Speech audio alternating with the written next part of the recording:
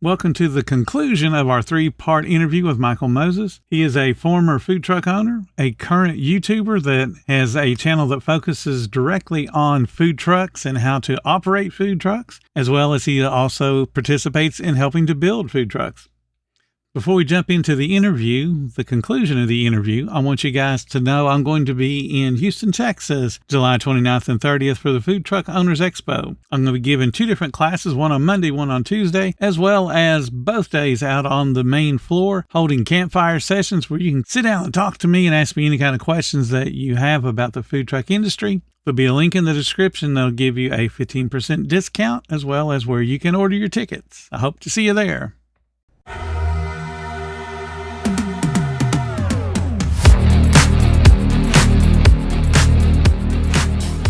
Welcome to the 10-Minute Food Truck Training Podcast. My name is Bill Moore. I am a food truck business coach, author of 5 food truck vending books, including Food Truck 101 and Food Truck 201. This podcast is all about helping you start and grow your food truck business. Want to know the secret to boosting sales and growing a crowd of loyal customers? It's marketing. Learn how to create a powerful marketing plan with the Food Truck Marketing Guide from Table Needs. Get your copy today. The link is in the description below. So tell me about COVID. What did it do to you? Well, first of all, late February, March is when 2020 is when we started to really what's going on? What is this? It was going right into the basketball season had just ended. We were moving into high school wrestling tournaments and high school basketball tournaments. They were coming up. Everything was happening on the news. So I went to the guy who was the general manager over at Levy. His name is Dave. And I was like, Dave, talks of shutting down was starting to happen. I was like, are we gonna be open for for the tournaments coming up? He's like, yeah, as far as everything I know, yeah, we are. The very next day, the governor has a press conference, and the places that had the larger groups of people that got together was closed, and then they just started going smaller and smaller. But the biggest venues, which were just sporting arenas and stuff like that, got shut down first. Well, if there's no fans in the arena, and there's no concessions. So those 4 stores that I told you about, that I was the one that I had open, one that was getting ready to be open, and 2 other contracts that I had were just gone, just like that, just in one press conference out. So I was set, and I had just sold my truck 6 months before that. So I'm sitting, I'm just we everybody initially thought oh, I'll just be a month or so, and then everything will get back to normal. But then it just kept just pushing out. Essentially, I lost everything because of that. Once they reopened, I could easily went back and reopen, but I got shut down. I literally, my model that I changed, that I was moving in a direction towards, that I thought was bulletproof because sports will always be around. I once in a lifetime virus comes, and now we don't have sports. So, but we had sports, but we didn't. So that happened in March of 2020. And then my dad got sick. He was in one of those first rounds of people with COVID, and he didn't make it. So, I lost those 4 stores in March, and then I lost my dad in May of 2020. That's when I started to think when I was on the street, when I was working, I had a lot of people coming up and asking me hey man, how do you do this? But I was busy working. I could answer the question, but I couldn't give you full context. We couldn't have a conversation about it. So that's when I was well, maybe while we're down, I taught myself how to edit videos on Final Cut Pro. And I was maybe I'll record some videos, edit them, and put them up so people can learn while I got some downtime, and that's how essentially I moved from that to this. So right now you're full-time consulting, doing your YouTube channel? Yes. Yeah. So let's go from the standpoint of somebody comes up to you and wants some information. They watched a couple of your videos. How do you kind of move them into, let me consult with you and help you out? How do you move them into that, get them to understand what you do? Well, I just ask questions what type of help do you need? Are you trying to, I assume that if you're asking me this, you want to start your own concept. So I start to dig into, okay, well, you want to start your own concept. What is it? What type of resources do you have to put together what you want to do? And then, we just take it from there. So I just ask questions to see where people are. If it's just, questions that are just, questions and stuff, I'll answer them. But I try to save my time for as much time as I can for people who really, really, really want to get into this and who really want the honest information. Because it's not all bad. When I say really want the honest information, I mean just all the information so you can get to the point of success. Because I would assume that that's what we all want if we're starting something like this, is to be successful. But it's not like what the movies have where, some truck just pulls up on the street and they open up the window and now all of a sudden you got 50 people in line and everybody. That's not how it works. You can get to that point though with the right information. And so I try to I get people to go down to A through Z without making any mistakes, without wasting any time, and without wasting any money. Because those mistakes you can make in your journey of even just launching could be the mistake that kills you and you never get to launch day. I try to focus on that. Like, let's do this in order, build momentum to get you to your launch day.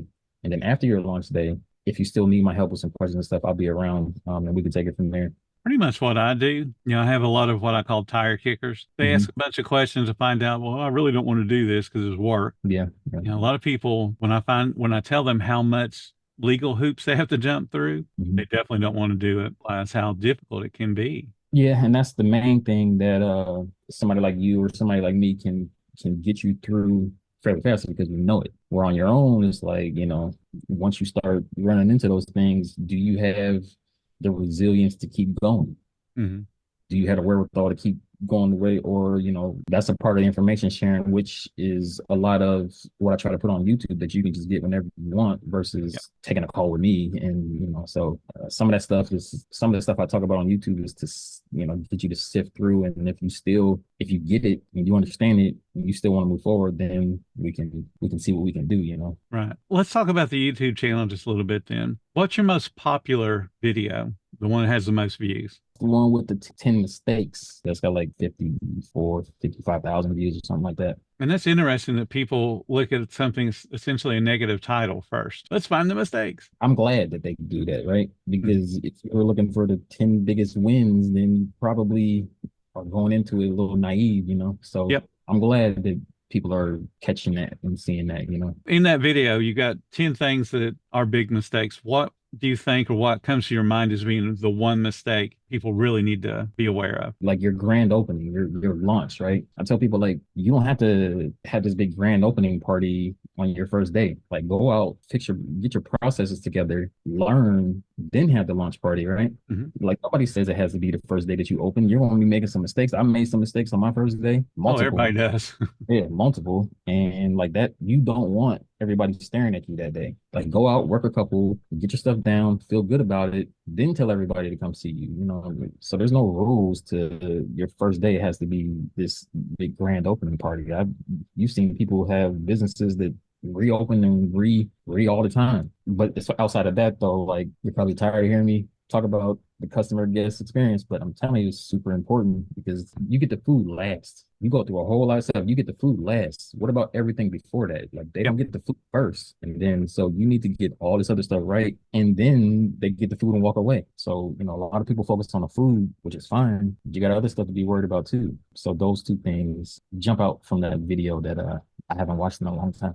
Those are really two important things. There was one food truck that I worked with that had experience in food service as far as catering went, but they never owned a food truck. So they called me up and they're super excited about their opening. And we had a lot of tweaking we had to do to get from where they were to open. One of the things that I cautioned them against was doing that big grand opening their very first day on the food truck. And they're like, no, we can handle it. We've been doing this. You're inviting way too many people. You're not going to be able to handle it. Oh, no, it'll be fine. They ended up having a 3-hour wait to sell food. They had so many people that wanted to support them. Mm-hmm. So they invited people to disappoint them. Yep. And you don't want to do that. Yeah, I agree with you. You want to have that soft opening where you just roll up somewhere, throw the window up, and whoever shows up gets waited on. And get your practice in. And then a week, a month, 2 months later, then have the big official grand opening where you're inviting people so you can impress them rather than disappoint them. Yep. Yeah, that's awesome. So you talked about your most popular video. What is a typical video if somebody was just to go to your YouTube channel? What's it like? How long are they? What do you talk about? I think I got a couple that's like in the 20-minute ranges, but I try to keep them between like 7 to 8 minutes. I'm doing a lot of shorts right now because I'm recording what we're building over at the warehouse. So I got a lot of shorts. If you study YouTube, the mixture, people who watch shorts is a completely different audience than people who watch long form. I tried to stay away from the audience who like shorts, just to keep my long form people there. But these small updates that we have that I put up every day from the trailer that we just finished, we got an ice cream truck going right now, and we got a truck that just got dropped off on Friday. We're getting ready to do it. I was like, you know what? This is another experience that they could have watching this be built, and just do it in short segments. So I mix that audience, which is fine. But on average, my long form is 7 to 8 minutes. And then I take up the full 60 seconds on the short because I got to cut out so much stuff just to get to 60 seconds. They got to give us some more time on that. That's a full 60 seconds I get there. I cut out a lot I leave a lot on the editing floor to get that 60 seconds. I'd imagine. I can't even think about me trying to do 60 seconds because it takes me 60 seconds just to warm up to get into the subject matter. So. Yeah. It's just the short story building is just more visual. So it's just a visual. I try not to talk too much and make it about me. I just get you the information, you see it, the visuals, and then we're out of here. And I'm sure a lot of people love that kind of short form video because I know they're real popular right now, not only on YouTube, but TikTok as well. Mm-hmm. I think even Instagram is really pushing those with the reels, Yep. the short stuff. Yeah, I'm focusing on, I'm putting all my focus on one platform right now. Mm-hmm. I could bounce over to TikTok and Instagram and do all that stuff, but I'm just focusing on my YouTube right now, just the one platform. YouTube to me is the hardest platform to get people to subscribe and to, become emotionally attached to what you're doing. Instagram and TikTok. I'm trying to build that credibility, that authority in the space, and I'm just sticking straight to YouTube on that. And another reason why I started putting up those shorts and I mix that audience is just so you can, when you listen to my videos, that I sound like I know what I'm talking about, but you can also see me now in real time putting together these trucks. I got a great team, my guy Ricardo and his guys, and so I just want you to see it every single day. I try to put up one a day if I can, but you can see me more than you can hear me talk. So this is something we haven't really talked about yet today. You have a team of people that are building food trucks. Mm-hmm. So how did that come about? Because that's definitely different than operating a food truck or running a YouTube channel. Yeah, so the experience that I got building my own, when I did it, it was my first time doing that. I learned how to develop floor plans. When I did my own, I learned how to develop a menu. When I did my own, I love to brand stuff and come up with logos. And I really, for a couple of years, I thought to myself, like, man, you should do like a branding agency because I really like doing that stuff. But all those experiences that I've had putting all that together, and then my guy Ricardo, he has had his own food truck and he built his own food truck. I'm not the expert in wiring and electric and all that kind of stuff, but he is.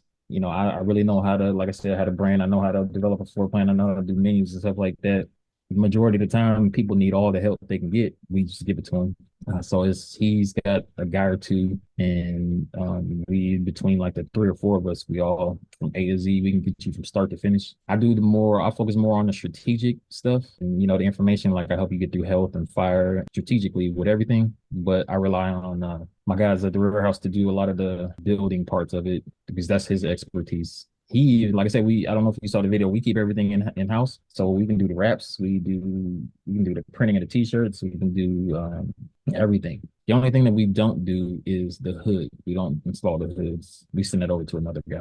Yeah, because each state has particular certifications you have to install a hood and it be legal. Yeah. It has to be tested. Yep. So they do all that, and then we've got a guy, who does a pressure test, with fire. The propane. Yep. So, all the sealing and all that stuff. We got a nice little group here. Good. We really need kind of that. Builders should have that all-encompassing. Not only am I going to build you something, I'm going to help you with the branding. Because color schemes and t-shirts and all those things got to kind of look coordinated. It can't be, we're going to have a designer do this, and then we'll have somebody else do the t-shirts or the uniforms, whatever you want to call them.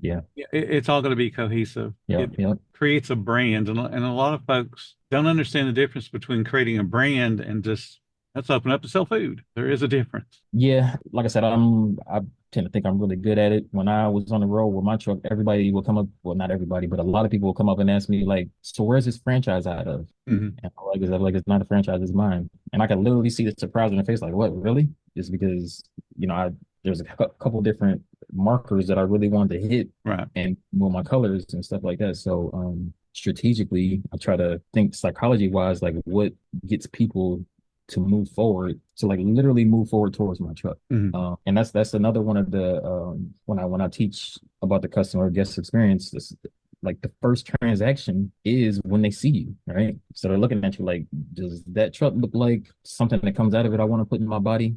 Is it, you know what I mean? So is it clean? Is it what's it look like? That's your first transaction right there. And then they decide to walk up to your truck. That's transaction number two. And then they look at your menu, and then they're going to like there's stages and but the Right. last transaction is actually getting the food. And a lot of people think that that's the first. The first transaction is paying the money. That's not, that's like number six or number seven. Exactly. Each one of those points is a yes or no question.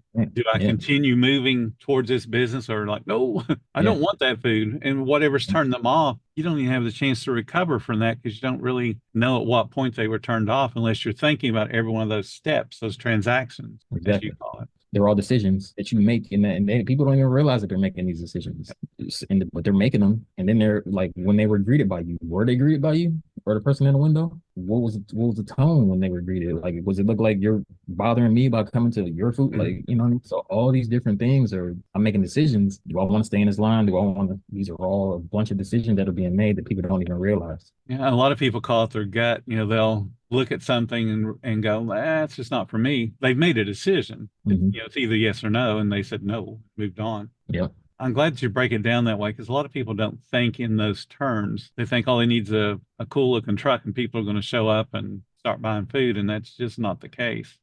Yeah. No, that's just one part of it to many. There are many steps. That's absolutely for sure.